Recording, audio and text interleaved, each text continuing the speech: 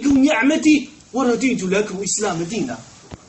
وأشهد أن سيدنا وحبيبنا وأسوتنا وإمامنا ومعلمنا وقائد دربنا محمد بن عبد الله ورسوله، وأدى الأمانة وبلغ الرسالة ونصح للأمة وجاهد في الله حق الجهاد، وتركنا على محجة البيضاء ليلها كالنهارها لا يزيغ عنها إلا حال.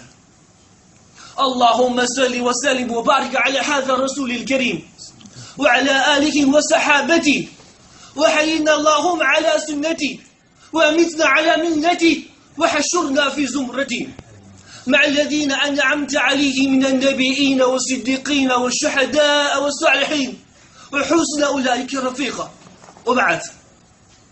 وبعد ذلك عندي الإشارة قصيرة لإمامنا الشافعي عن أهمية الوقت. قال إمامنا الشافعي في شعر الجميل: نعيب زماننا والعيب فينا، وما لزماننا عيب سوانا، ونحجز الزمان بخير زبي، ولو نطق الزمان لنا حجانا. شكرا لكم.